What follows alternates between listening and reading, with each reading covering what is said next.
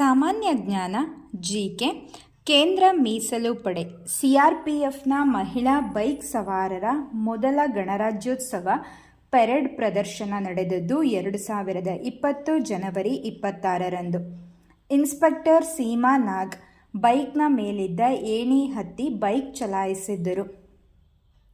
2019 October 31ರಂದು Jammu Kashmir ಮತ್ತು ಲಡಾಖ್ ಅನ್ನು ಹೊಸ ಕೇಂದ್ರಾಡಳಿತ ಪ್ರದೇಶಗಳೆಂದು ಘೋಷಿಸಲಾಯಿತು.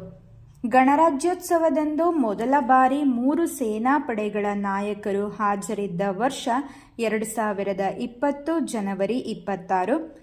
3 ಸೇನಾ ಪಡೆಗಳ ಮುಖ್ಯಸ್ಥರಾದ ಬಿಪಿನ್ ರಾವತ್, ಭೂಸೇನಾ ಮುಖ್ಯಸ್ಥ ಎಂಎಂ ನರವಾನೆ, ನೌಕಾಪಡೆಯ ಮುಖ್ಯಸ್ಥ ಕರಮ್ ವೀರ್ ಸಿಂಗ್ ಮತ್ತು ವಾಯುಪಡೆಯ ಮುಖ್ಯಸ್ಥರಾದಂತಹ ರಾಕೇಶ್ ಕುಮಾರ್ ಸಿಂಗ್ ಭದೌರಿಯಾ ಹಾಜರಿದ್ದರು. CDS chief of defence staff commonweal ವಾರಪತ್ರಿಕೆಯನ್ನು ಪ್ರಾರಂಭಿಸಿದವರು ಆನಿ ಬೆಸೆಂಟ್. ಕಲ್ಲಿದ್ದಲು ಮತ್ತು ಪೆಟ್ರೋಲಿಯಂ ಉತ್ಪಾದನೆಯಲ್ಲಿನ ಪ್ರಗತಿಯನ್ನು ಕಪ್ಪು ಕ್ರಾಂತಿ ಎನ್ನುವರು.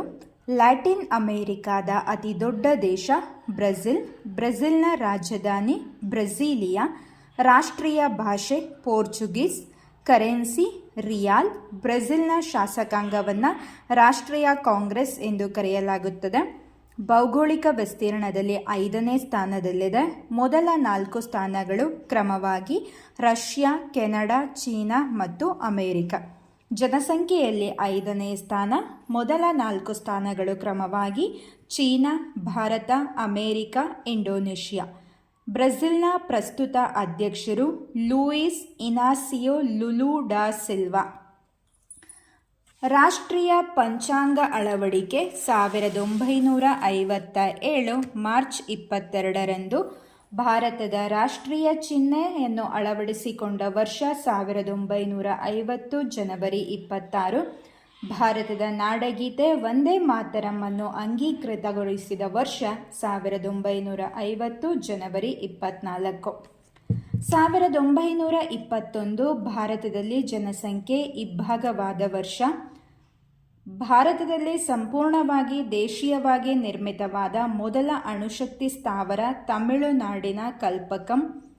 ಪ್ರವಾಸಿ ಭಾರತೀಯ ದಿವಸ ಜನವರಿ 9. 2003ರಲ್ಲಿ ಆರಂಭವಾದಾಗ ಪ್ರತಿ ವರ್ಷ ಆಚರಿಸಲಾಗುವುದೆಂದು ಘೋಷಿಸಲಾಗಿತ್ತು. ಪ್ರವಾಸಿ ಭಾರತೀಯ ದಿವಸ್ ಆಚರಣೆಯ ಹಿನ್ನೆಲೆ 1915 ಜನವರಿ 9ರಂದು ಮಹಾತ್ಮ ಗಾಂಧೀಜಿಯವರು ದಕ್ಷಿಣ ಆಫ್ರಿಕಾದಿಂದ ಮುಂಬೈಗೆ